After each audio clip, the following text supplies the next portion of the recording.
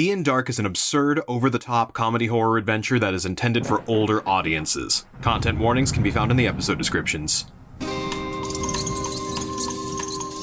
Hello and welcome to D&Dark, a comedy horror adventure Realplay podcast loosely based on Dungeons & Dragons 5th edition and starring some of history's most infamous monsters. I'm Danger Dan Jerz, and I'm your host / Crypt Keeper. Hello, I am Aaron. I play the Phantom of the Opera, our bard. And just last time, I saw a cool sword out in the middle of a swamp, and I raced the monster for it, but he won, got cursed, the lucky bastard, and I almost died to shit, but I was saved by an unlikely ally. Hello, unlikely ally. I am Grayson, playing Griffon, the Invisible Man, the party's rogue mastermind. So last episode, everyone basically saw a sword in the swamp, and I mean, we all know Frankenstein's been begging for a sword this entire time. So didn't think twice. I was kind of like trailing behind a little bit, and I was like, you know what? It's kind of boggy. I'm gonna go chill in a tree. So I'm chilling in the tree, and then lo and behold, we get kind of like the soupy, bubbly pudding monster that pops out. And it was not chocolate flavored. It was danger flavored. Hi, I'm Jordan, and I play Larry Talbot, a lycanthropic warlock. Last time, we took our carriage into a murky bog, got a little stuck. There was a tree that's definitely was a tree and not a please get out of the cart plot device. As we made our way into the bog, Larry, in his slightly feverish state, looked over and went, a sword. That was a mistake, because then everybody ran to the sword, and he's like, no, we're on a time crunch, let's go! But sword, though. But shiny sword and bug. Lady of the Lake was a muck lady. After we dealt with our puddin' and ended up into the forest, we encountered the witches and Rainer, and some mysterious things were going on. We threw our friend, and then after learning some interesting information, all the witches scattered. So now it's up to poor old Lawrence to figure out who the heck he's going to question or plead with first. So we'll see how that goes. Hello, my name is Daniel Cruz, and I play Imhotep the Mummy, our currently actually a mummy cleric. In the last one, as everybody has talked about, there was an encounter with a black pudding, really tasty, awful goop monster. So tasty. I got to say what I think is my favorite line to Dan in the entire campaign, which was, can that be a free action if I use my action to make the scene worse? Oh my God. Did I make the scene worse? Which the answer is always yes. Always yes, because when you throw a bunch of sharp things at a pudding and you cut it into pieces, oops. Yeah, something's going to happen. I don't know what you're talking about. Hi, I'm Ben Magnet. I play Mary Frankenstein, our barbarian. And just like Jordan said, it's me. Hi, I'm the problem. It's me. Because I saw a shiny sword in the bog, and I ran to it like an idiot. Ben was not thinking. Mary was not thinking. They just thought, ooh, shiny sword. I really want shiny sword. Oh, hubris. My hubris. And I'm cursed. Both characters at once, no thoughts, head empty. Nope. That's how we like it. But it was a good thing that I grabbed the shiny sword because, the black pudding came up and I was able to kill said black pudding with new shiny cursed sword. So silver lining and all. Until it made more black puddings, and then we had more of a problem and had to run away. Until that part. I don't know what you're talking about. Yeah. We definitely killed it, and it's gone forever, and we don't have to worry about it. You're right. All right, so with that, let's go ahead and jump right back into the fray. All right, so remember that no matter what happens, no matter what we're in the middle of, at 5 o'clock real time, the full moon hits. So for the listeners, that gives us roughly about an hour.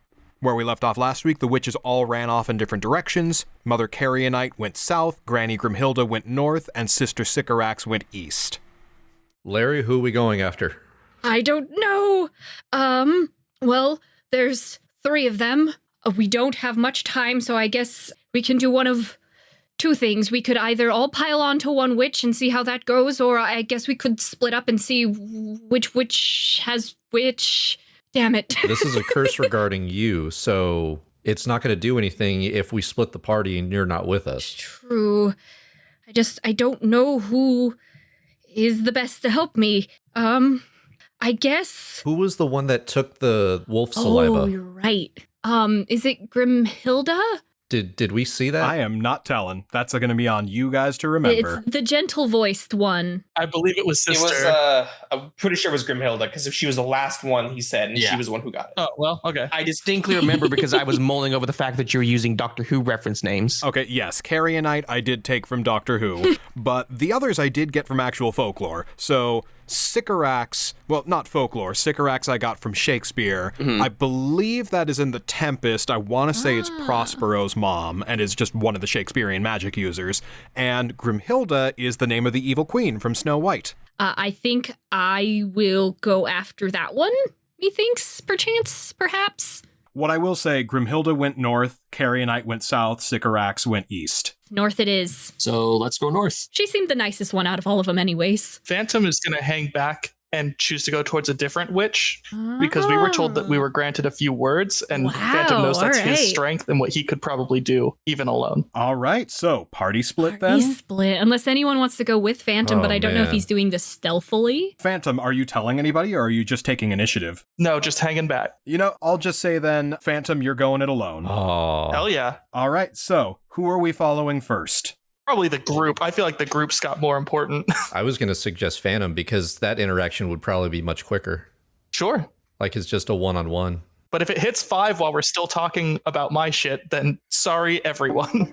Okay, so Phantom, as you make your way towards the east, the bog begins to dry up a little bit, and you're entering into a more woodsy area that has recently been raised by some kind of fire. It's a little bit ashy. You see the remains of where a house once stood, and in those remains is Sister Sycorax cradling her bag of sand. Ooh. Is there even one living flower around? Roll nature. Oh, shoot. Okay. It's only a 9. You see a dandelion that is still clinging on. Phantom's going to prestidigitate a little vase, scoop some dirt into it, and put the dandelion in it as he approaches the sister as like a little house plant to offer. So as you approach Sister Sycorax, you can get a better look at her, and you can see that she's a little translucent. There is some freckling that is going up and down her skin that seems less like actual dimples and more like a cosmic star pattern. Her skin is a little bit darker, has a bit of an ethereal, almost blue tinge to it. And her smile is very large and shaped almost like a crescent moon. And she says to you, "Why, thank you. We appreciate when those of our clients who seek a word or two bring gifts. I shall pocket this for later. Now, what is it you seek?" Well, I come on behalf of a friend. I was wondering what happened with that Raynor fellow and what it has to do with the wolf. Raynor is, we call him somewhat of a contractor. He provides things for us, we provide things for him, though it is somewhat of a neutral agreement. He essentially was coming to us for supplies, and, Granny Grimhilda's the one who interacts with the animals, so I don't pay much attention to what her deal is, but I know that Spittle of the Wolf is something that she would take a very particularly vested interest in. How interesting. What are you interested in? I am interested in secrets. My dominion is that over dreams. and she begins to scatter the sands around you a little bit. And it is within the realm of dreams that people reveal their true selves, their true intentions, their true frame of mind. It is also somewhat of a prison. And the sand starts to solidify a little bit more around you as it circles around your legs. I can help your friend with his affliction. We simply need to imprison his other half within the realm of dreams. from whence I have control, and where it shall not. And you can feel your feet get pinned to the ground a little bit. Nothing has happened to your movement, but the sand is kind of weighing your feet down. Well, I wasn't shown too much hospitality in France, but I did learn a thing or two, and I know never to ask a new friend for a favor without something to give in return. What can I do for you? My realm being sleep is available to me at particular times, and it just so happens that one of my other sisters, my granny, if you will, Granny Groomhilda, she is a hoarder of particular items, and one I have my eyes fixated upon that she has not allowed me to come to grips with is a pocket watch that can steal fragments of time. If you can bring me that pocket watch, I can assist your friend. Of course. What would new friends be without a way to start, a foot forward? And a watch, what a brilliant piece. Happy to help. The sand starts to part around your feet a little bit. It circles around you a little bit wider and kind of maintains a circumference around you. It is no longer pinning your feet down, but it is following you. I do have to impress one small thing. And what would that be? We have very little time before the affliction that affects my friend goes into effect. And I get the feeling that if whatever it is happens while everyone is talking to your sister, I will not get the chance to get you a pocket watch. So I would ask that you, as a show of good faith, go ahead and help me out first. She cracks a wide grin and says, I knew I liked you. You are very difficult to underestimate, and I shall take a little bit of aid to go your way. Basically, the sand begins to circle you a little bit faster, and she says, This will make you a bit more fleet of foot, and shall keep things from getting in your way until you can rejoin the others. Now, if time really is as big an issue as you say, then that pocket watch will be extremely crucial. So, don't dilly-dally. Go your way. So what is the effect of the sand? It'll turn you into Imhotep. I was going to say, whose sand is that? I'm going to say it'll add 15 to your speed temporarily. Ooh, cool. Visually, I would choose to believe that I am Shadow the Hedgehog style, like skating now. Yes! Yeah! Fantastic. Well, shoot, I guess I'll head towards the group then. All right, so you go ahead and make your way on towards the group. The others, they make their way into a small, densely packed residential area. There's kind of elevated above some of the more wet parts of the terrain are a whole bunch of houses that, as the sun is starting to creep down below the horizon, all kind of flicker to life a little bit one at a time. And in the far back of this little residential area, there is a large talisman of a lotus flower. And underneath that lotus flower, you see Granny Grimhilda. She is wearing some rags that are worn down. They are a little bit dirt-stained and have some fungus coming out of it. And there are some poxes on her face, some little indentations, where some mushroom spores are beginning to make their root. And she looks up at you and grins through crooked, broken teeth and beckons you forward. And as you start to make your way towards her, you notice that kind of surrounding this town on the outskirts, like right below the elevated houses, there are very rabid and feral-looking animals that are eyeing you, that are kind of keeping a little walled-off sentry around you. Some snakes and rats slither out from underneath the porches of these houses and kind of block you in. Is there any way that I could go undetectable again and then sneak around? You can try. All right, I'll just ask Larry what what he wants to do. Do you want to approach this directly, or? Guess I don't really have much choice, I think. So I'm just gonna go for it and see what happens. And Larry's gonna take some steps forward. I'm not gonna go undetectable, but Jack's gonna go about 25 feet from Larry. Okay. And as Larry starts to make his way forward, Grimhilda takes a few steps to sort of meet you halfway. And as she takes her steps, the foliage around her, the grass begins to basically die in her wake as weeds sprout up in their place and kind of spiral up around where her footsteps are, kind of enclosing over them. Jack's just gonna slowly grab his dagger and just hold and wait for Larry to do his thing, but just really on edge. Larry is incredibly uncomfortable with her. And Grimhilda says, Come forward, dearie. You seem troubled. Is there anything your dear Granny Grimhilda can assuage you of? And kind of steadying himself a little bit. He's getting a little dizzy at this point.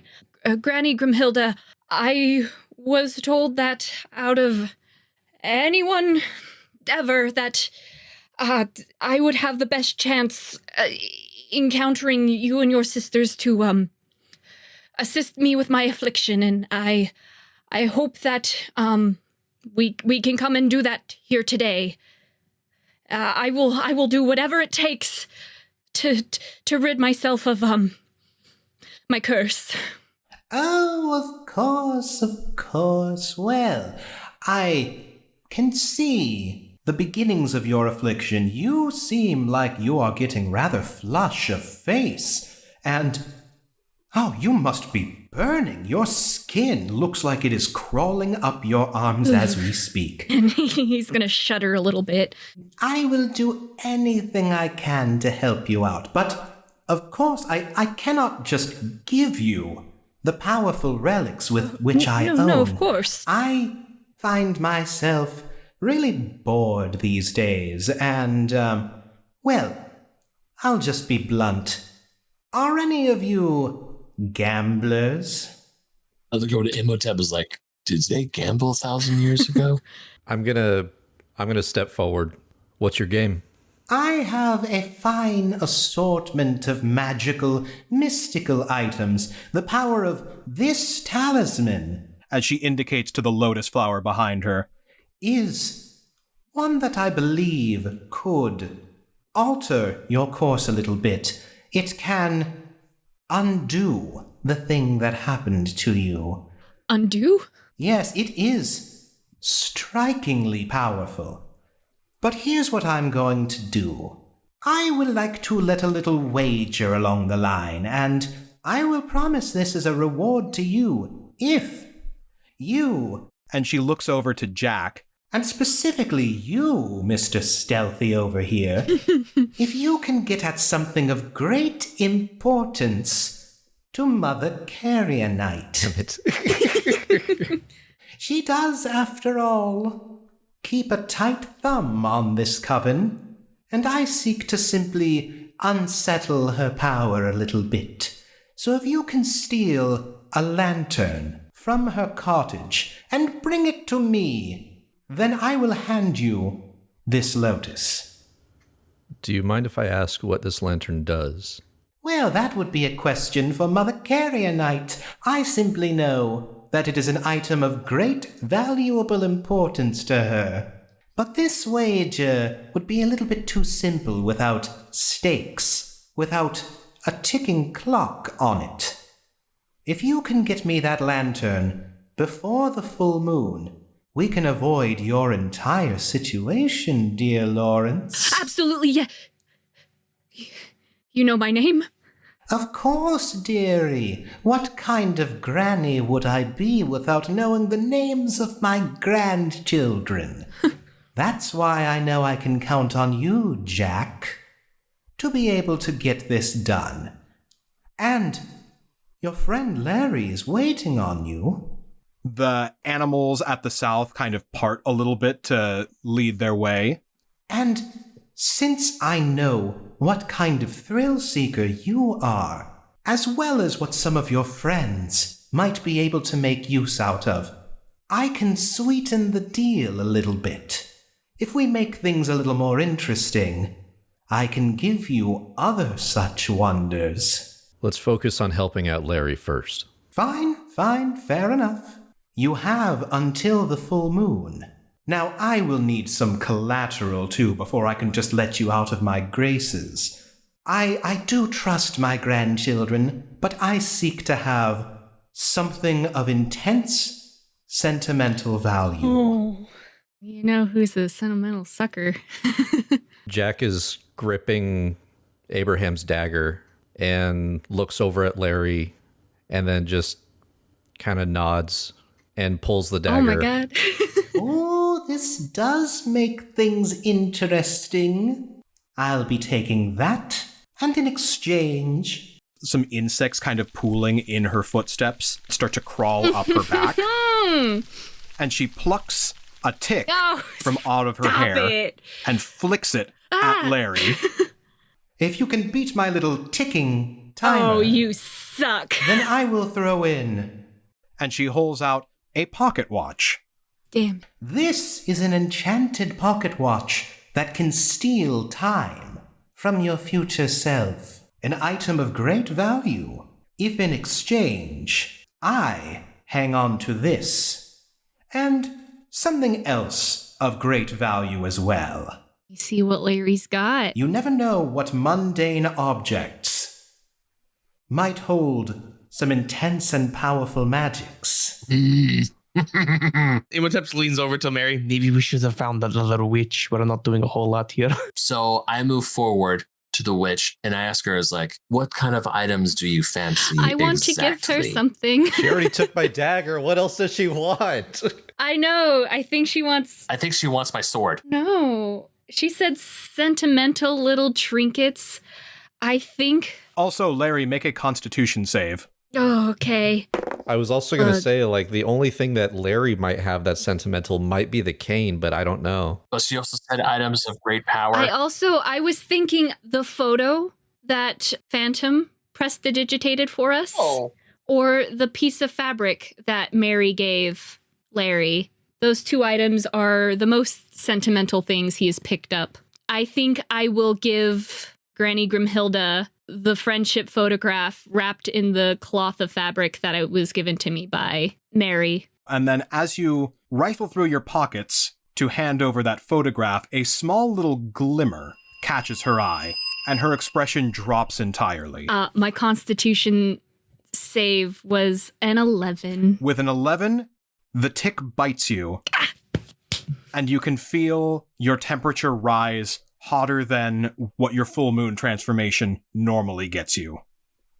And the tick leaps off and scurries away. Oh, this doesn't feel right. Larry, what's going on? Never. Larry? Forget it. We need to get this done. And Grimhilda says, This doesn't feel right either. This photograph. I understand that it has intense sentimental value to you, but what is that flask doing in your pocket? This thing? It was given to me by someone, back in a town we just came from. Where did you get that flask? I don't know. What is it about the flask? It's just a flask. All wagers are off. I will give you this lotus flower if you give me that flask. What is it with the flask? What do you want with it? It was unceremoniously taken from me by a precocious vampire, and I did not at the time appreciate its value, but I've since come to learn that it is very, very important. So please, hand over that flask. All right. and the weeds start to sprout up around her more sharply to kind of exaggerate her point. Even her odds. I'm gonna roll. I give her the flask. Anything to get rid of the curse. Wow. I get my dagger back, right? Yeah, you get your dagger back. Okay, cool. I'm sorry, Marlo, but anything. and she clutches the flask, savors it intensely, and a look of just intense relief and excitement passes over her eyes as she takes the flask. And as she kind of waves a hand over it and turns it back and forth, the label on it that says Johnny Walker Kilmarnock Whiskey lights up, and she giggles to herself. Now the lotus. Yes, the lotus. How do we use the lotus?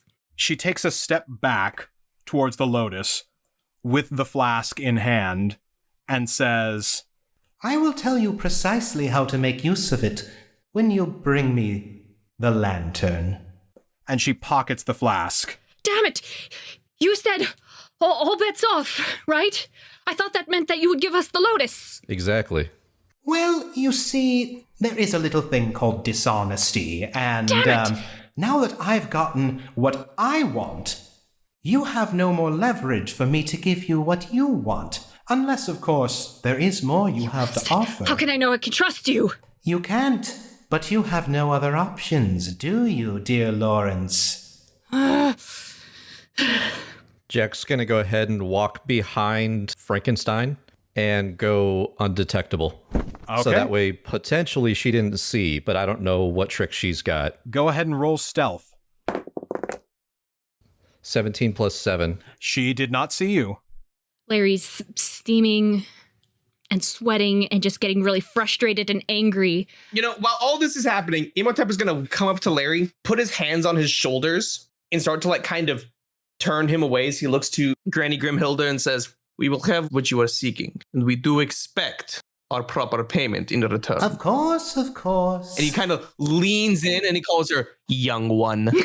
Oh, how precocious of you. When you put your hand on Larry's shoulder, you can feel he's shaking, but he's also very, very hot. Now that you've got flesh, you can feel it. Yeah. But he's actively almost steaming hot. He's just burning up. And Larry, your throat's beginning to constrict a little bit. Mm-hmm. And you're feeling dehydrated. Oh, shoot. I could use a flask right now, am I right? Imhotep hides a little vial of water. You just slurp down your Nile water. There you go. Delicious and refreshing. You can taste the history in the Nile. Imhotep kind of takes Larry and tries to turn him to okay, let's just get going. We're running out of time. Let's go. Okay. We'll go. We'll get her damned item. Just a heads up, Jack is undetectable. No one saw. Hell yeah. Get it. Above table, what are we doing? Because she you pulled want to out try the and pocket. grab the flask back? I was thinking about going. Well, she's got the flask in her hand, so that would disappear. She did slip the flask into her pocket. Oh, she did. Ooh. Also, Phantom is now arriving. Phantom falls out of the sky and lands superhero pose with a little tornado of sand that just Oh my gosh. fly. 3-point landing. And here I was hoping you would land flat on your face. I'm going to do a sleight of hand. I got to say what I'm going after, though, right? Yep. Pick. Because I know she pulled out the pocket watch, but also she, you know what? Fuck it. She lied to Larry. Get her. Steal both. Steal both. I got a 19 plus 7. Oh, All right, so hell you yeah. get one of the two things. Do you want to push your luck? I'm 100% grabbing the flask. Yeah, that feels more important, more dangerous. Yeah, she was very aggravated by that flask. So I've got the flask.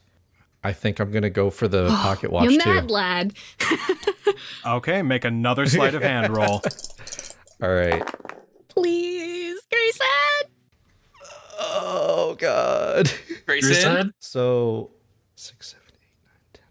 That's a 12. In total or your natural roll? That's a 12 in total Oh. with my modifier. Ah. Phantom, when he arrived, wanted to talk to Grimhilda and does not see Jack or know what Jack's doing. Does that distract her at all? Because I'm showing up with full importance thinking I'm about to do it.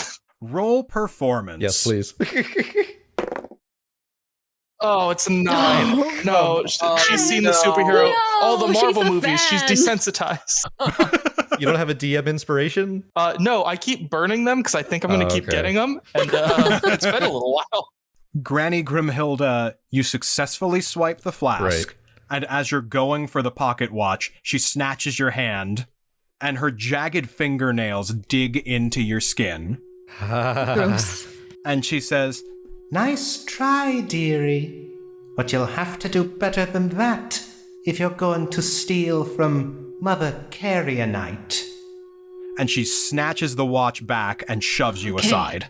Make a Constitution save. All right. Phantom leans over to the monster. Was that Jack? Was that Jack trying to do something? God damn it. That's a 4. Ooh, buddy. With a 4, your temperature also begins to rise. Okay. Oh no, what does that mean? After that, I'm just going to say, fair enough, and walk back towards Frankenstein and put my clothes back on.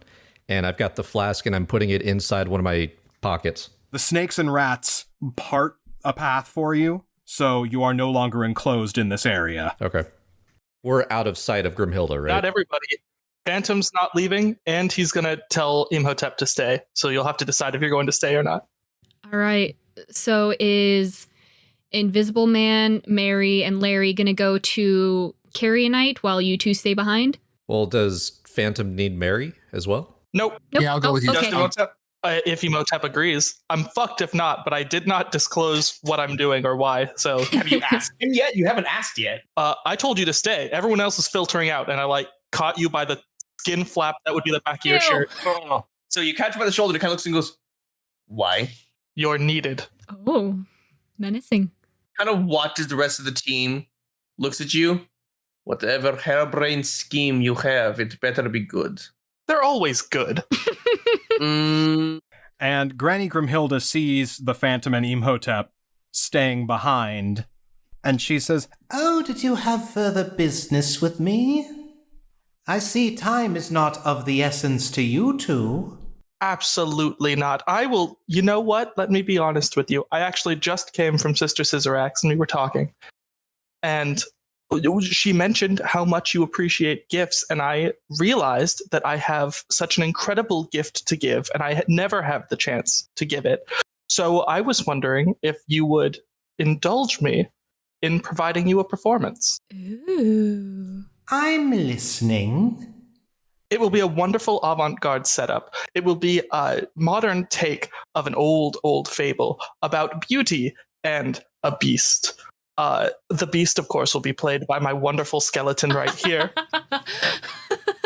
Eyes go red. Doesn't say anything. No emotion in his face. Just his eyes are red now. I would play all the parts myself, but I simply can't. Only one of us can turn into a full, beautiful human on command. So he will be our visual effects artist as well. Would you like to see it? Well, my curiosity is indeed piqued. By all means. Fantastic. I would like to cast Unseen Servant. Oh. excellent. We'll hop over to Squad B real quick and then back to And then back to Beauty and the Beast. back to Beauty and the Beast. Of course. As we're on our way to the next sister, I'm going to nudge Larry and let him know we have our leverage back and open up my coat and show you the flask. What? Oh, thank God, Jack. I'm so stupid, but at this point, I'm willing to do anything. I thought that maybe if I gave her the flask, it would be so fast and we'd be out of here, but I'm such a fool. Your throat gets a little bit raspier, Larry. Jack, your throat starts to constrict a little bit and you're starting to get very intensely thirsty. Okay, well. Are you okay? Yeah, I understand why I'm not okay, but... Well, whatever she did when she pushed me. Got whatever it was. Maybe it was just something in my throat that I picked up from the swamp or whatever it was. Roll perception. Can I roll as well? Can I roll medicine? Yeah, why not? Roll medicine. I have good medicine. Perception for me is a 10. 19 plus 5. Yes, I'm a doctor. Yay. So, Jack and Larry, you have been infected with fell feral fever. What does that do? Fug. Okay. So, this is a disease that Granny Grimhilda is a vector of. It is basically magic rabies. Ew. But I don't have crap. magic. You will periodically, until you are cured, And there is one cure for the fell feral fever. Is it the flask? Periodically, you will be suffering negative effects as a consequence of the illness. The flask is the cure. No. Oh my God, no. Yeah. But I tell Jack, I'm like, Jack, if she... I saw her grab your arm like that and she flicked a flea at me. I think she's some kind of witch of sickness and we both got, in other words. Well, let's hurry up and get over to the next one. And then we can maybe get this taken care of. Yep. Sounds good. Did I do all the talking this time? That would Absolutely. be great.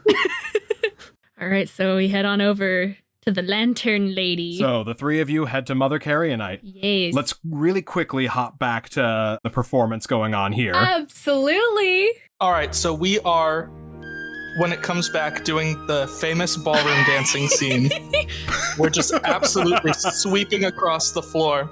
And I would like the unseen servant to attempt to take that pocket watch. Oh. All right, roll performance with advantage. Oh my goodness. You mother effing genius. Brilliant. Yep. Well, it's as good as it gets. What did you roll? 16. Her perception was a 16. Meet beat. Me to beat. So he's got the pocket watch. So the unseen servant has the pocket watch. Have the unseen servant roll stealth. Oh my God, please. Well, it is invisible. What kind of modifier am I going to get on the fact that it's a pocket watch-sized object floating through the air? Actually, What's that, Daniel? here's an important question before I go on. On a scale of 1 to 10, how canon is my Pierce the Veil being the full-on glitter light show transformation? I am so curious what you have to say. Well, the idea is that as Imhotep is kind of like casting looks at Granny Gorbachev, I forgot her name. I forgot her name. Granny Gorbachev. Grimhilda. Granny Gorbachev, Grimhilda. tear down this wall. I was like the first G name that came to mind that was the same amount of syllables, and it was 3-syllable G word. Granny Reagan smash. Granny. Reagan smash. Sorry, Granny Grimhilda. And kind of just see the pocket watch floating. He's going to go and do I have been found my true love. And he's going to go full sparkle and like try to not necessarily blind her, but like go full into the performance and be as distracting as possible so the pocket watch isn't seen being carried Roll away. performance, it's canon. Yes! I'm going to tell you right now that performance is Please, not the best, Daniel. but we'll do it nonetheless. Maybe caress your tiger poster. It'll give you an inspiration. Oh my God. You have advantage because of the tiger poster. Yes. Tiger poster for the win. With the tiger poster, I rolled a 13. No, tiger poster. She likes it. She likes it. I'm going to have her roll another perception. She likes it. Oh. 11. Yes. So the whole Sailor Moon music is going on. I'm like, there's ding, ding, the glitter Light going everywhere. blasting. Light shows going off. He comes out, strikes the pose. Yes, hello, I have been saved by my, looks at Erik, one true love. So he's meant to be. And Granny Grimhilda slow claps. Beautiful. Oh, that was truly something unique. I haven't seen that since my days back at the Globe Theatre. The acting was not quite the best, but the technical effects were astounding. What a lovely performance. Is she the reason why it burned down? Well, thank you very much for indulging me. I'm glad that you enjoyed it. I thought the acting was fine, but that's fine. It's neither here nor there. I've seen Shakespeare directly, darling. It's a high bar. He's a hack. Anyway, that's not what's important. I do need to, of course, take this show one more sister over. I'm doing it for each of you. Hopefully, that way, you'll have something timeless to speak about and, converse with. The gift from the Phantom to you all. Farewell. Imhotep starts backing up. He's still got the Sailor Moon pose. He's just walking backwards. All right, and inspiration to both of you. Hell yeah. Take that inspiration, guys. We're going to need it. You have now acquired the Enchanted Pocket Watch. Hell yeah. Once per long rest, you can use it to steal time from your future self. You can use its charge to instantly gain the benefits of a long rest, but the next time you take a long rest, you get nothing. Oh. I mean, we Interesting. could, well, I'm not there, but we could heal up Mary because he's got that exhaustion. But I'm tired. You sweepy. I mean, this is all up to Phantom. Well, also, I am not going anywhere near the rest of you. I am going directly back to the witch I cut a deal with. For sure. So, Awesome. Mm-hmm.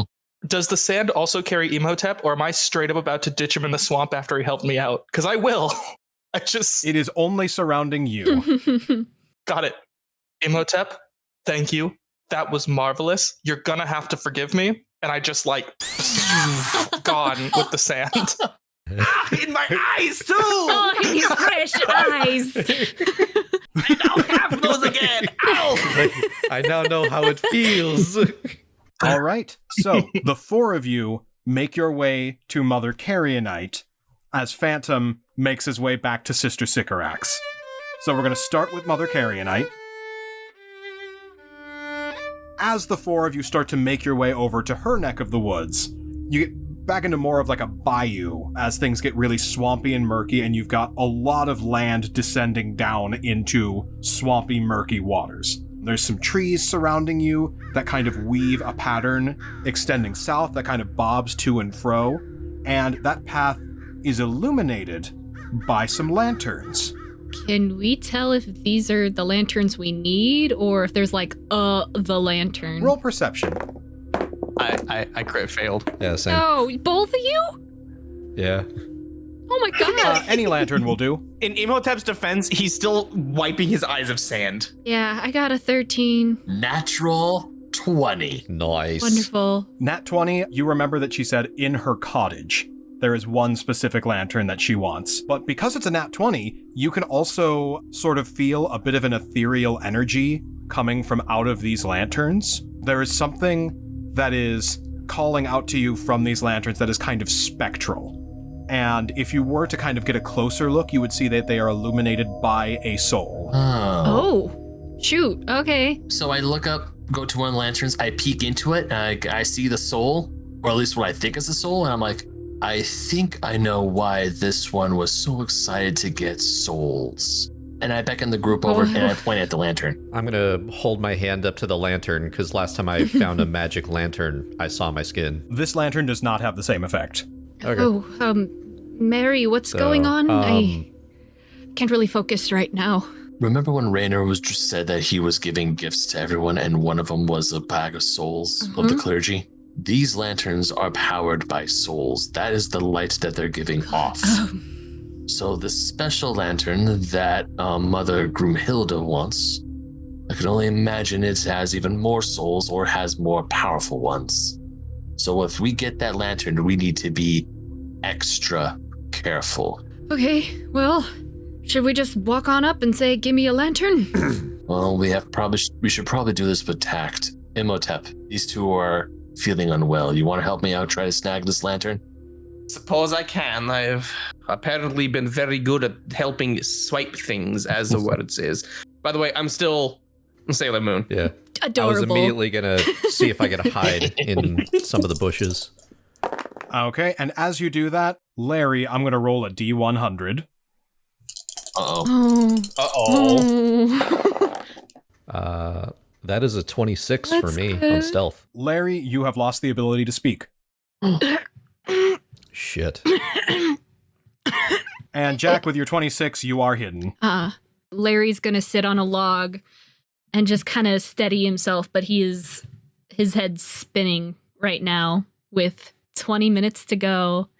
I guess Mary and I just kind of approach. This one is Carrionite? Yes, Mother Carrionite is sitting on the porch of a shack below you, dressed in a black funeral gown, sort of like the Norse goddess Hel. Okay. She is partly skeletal, partly fleshed.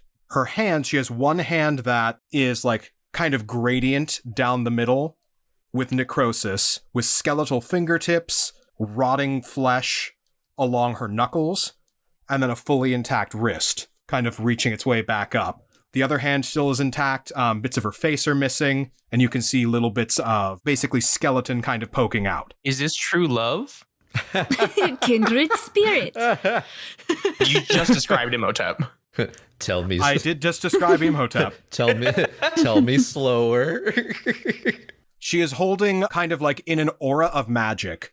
There is a soul floating above her necrosis hand, and she's got a sickle in the other, and she is basically shaving off bits of the soul, kind of whittling away at it as she watches you approach. Can I roll perception to see if I could see the lantern that's inside the cottage? Roll perception. And she says to the others as you approach, I figured it was only a matter of time. What can I assist you with? I got a 12 with my perception. With your perception, you can tell that there's some light coming out of that cottage, but you can't tell if it's anything out of the ordinary. Okay. I'm going to get closer and see if I could look through a window or if there's any other entrance. Because I've already had one of these ladies lie to us, so I don't trust her already. And Mother Carrionite looks between the two of you and says, I trust that the absence of your lycanthropic friend is a bad thing.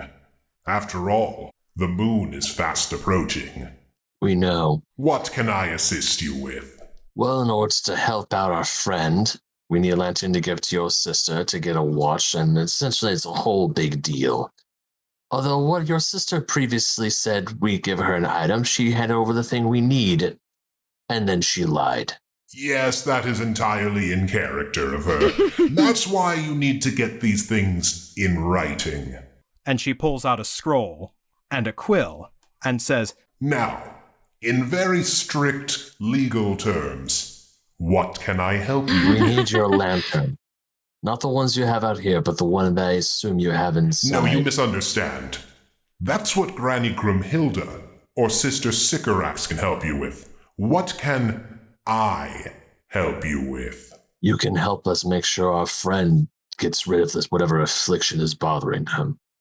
Well, I do have a means of tampering down and making the problem not his anymore.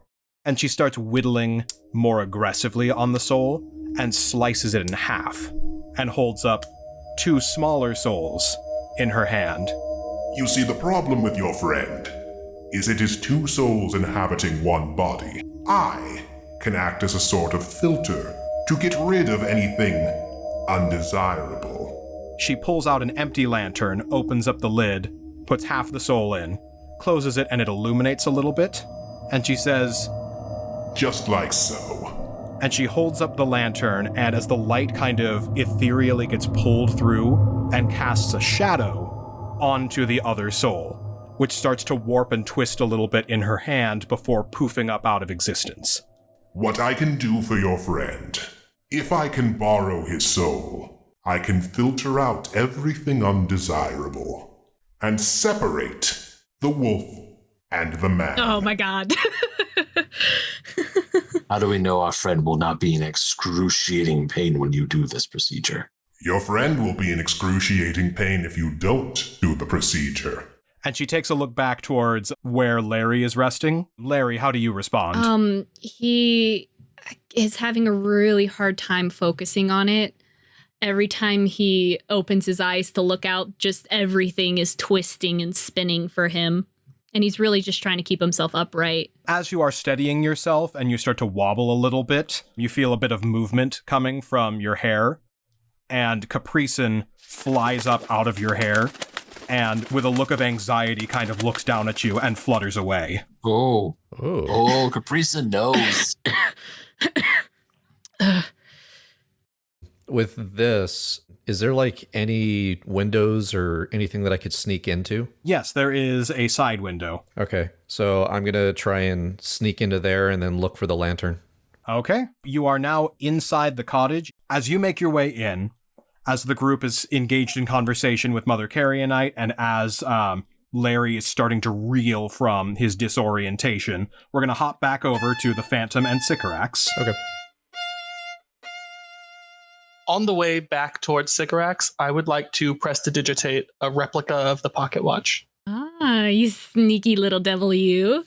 She is waiting in the exact same spot that you left her in, and the sand begins to swirl around you faster and faster as you make your way closer towards her. Sycorax, is that you, my old friend? You know, we've got to keep meeting like this. How have you been?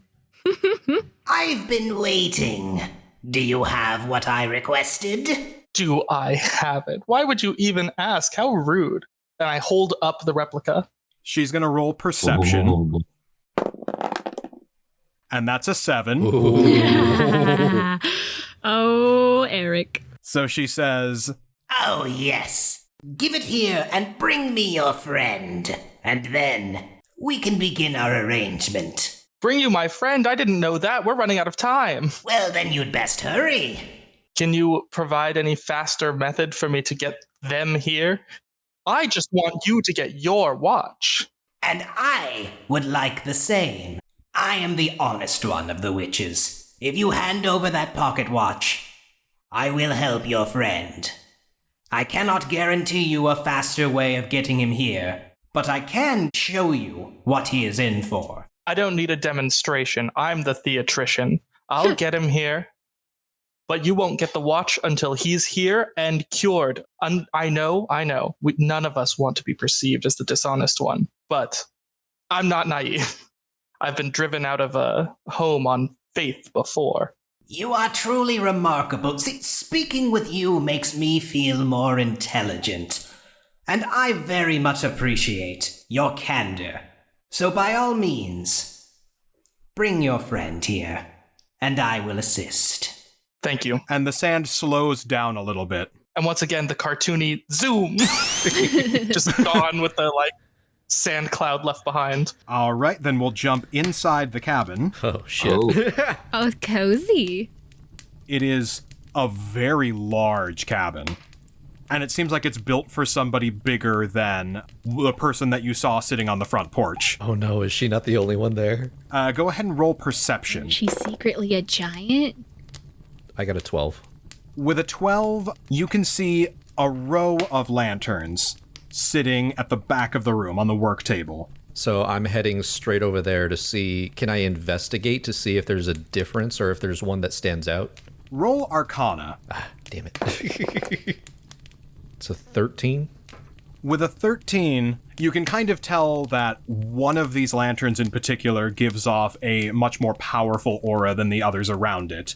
You can sort of sense that these souls are more powerful than those that were on the outside, and it's the same kind of presence that you feel around the clergy that were associated with Abraham Van Helsing. Ooh. Okay, but I can certainly tell that this one lantern is the lantern. One lantern is more powerful than the others around it. All right, I'm taking it. Roll sleight of hand. Ah, damn it. Oh, okay, well, that's a 6. With a 6, you drop it. The door on it kind of creaks open a little bit, and an otherworldly gasp rings out through this cabin. Shit. I'm trying to close the door. Back on the outside with the rest of the group. So what do you want in return? All I want is for my fellow witches to be put in their place. I simply want for their deals to fall through. And I will write down my terms very clearly, so you know you can trust me. I will take your friend's soul, and I will filter out everything undesirable. Imhotep looks at Mary and says, Go and speak with Larry. Tell him the deal that we might make here. I will speak with the witch. Will do. 5 minutes before time, Larry's gonna get up and start kind of mindlessly wandering into a clearing. So if Mary's coming over, he just sees Larry just kind of going off on his own. No, Larry, stop. I run in front of Larry, I grab him by the shoulders, I'm like, Larry, can you hear me? Just nod or shake your head. I know you can't speak. He nods his head. We might have a way to get rid of your curse right this second. But it involves you losing your soul and have it filtered out and put it back in. Do you want to try that? Do you want to go through with it? Apparently you have 2 souls inside of you. I'm not going to agree to this unless you tell me yes, unless you tell me you're up for it. If you're holding on to Larry, he is boiling temperatures and steam is just almost coming off of him. And you can see in his eyes that are kind of glazed over with a 1,000-yard stare. His head is just kind of circling because he can hear you, but he can't quite perceive what you're saying. And his eyes almost got a sickly yellow starting to come through them. But you can tell that he is nearly incoherent. Damn it, we don't have time for this. So I instead of like trying to talk to him, I just like pick him up and I like throw him over my shoulder and just carry him to the witch. Roll strength. 14 plus 3, 17. 18 was the threshold I set. So as you go to pick up Larry, something about him is far denser than normal, and his mass seems to increase supernaturally. You look up to the sky, and the clouds part as the light of the full moon shines down on Larry Talbot. Oh, shit. Oh. Jordan, go ahead and describe what happens. Oh, yeah.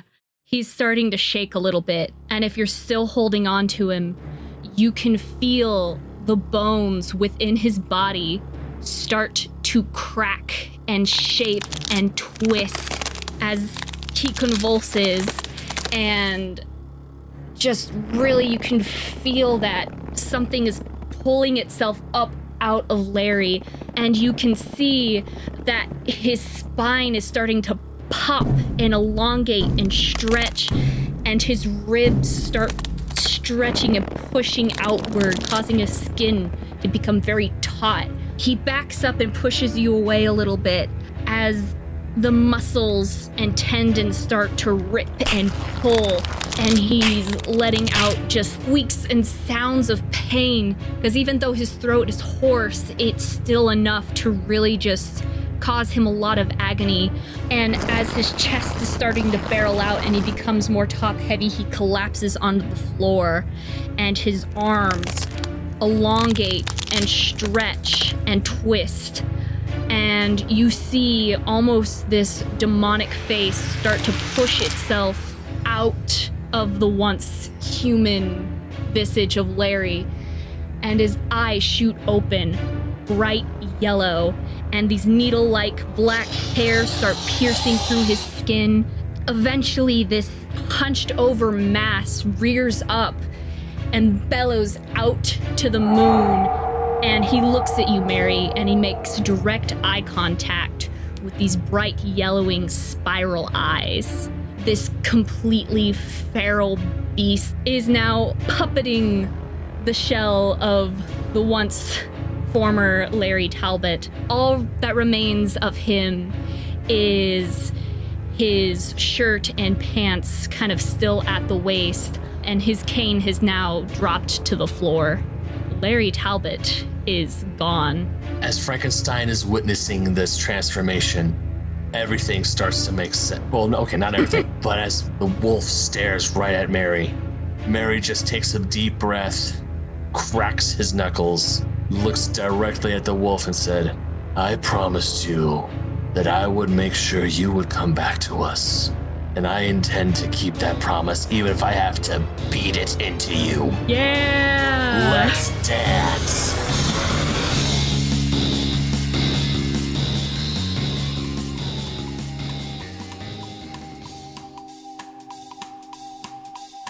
We are the outcasts, the misfits you might say. We deal with the nightmares that you run away from every single day. We know the world is a gruesome little place, but us outsiders, we've developed quite a taste for the grisly and morbid, the ghastly and the horrid. We know it's awful dreadful, but we like it. Just another haunted night, shrouded with unearthly fright. So when you're oh so terrified, you know who to call. The world is falling apart, we'll never take it to heart. Some monsters and creatures and spirits and specters and all, let's all have a ball. I have the most incredible plan, Jerz. I hope you're ready. It's some of my best work. Are you going to ask politely? I have such an incredible backup plan, Jerz. You can't even believe. Cruz, get limper. You're part of the plan. Oh, I'm part of the plan. Oh, good. You're a focal part of the plan. Focal point. Oh, God. Focal point. Oh, no. Pull 3 patches, throw them. Yeah.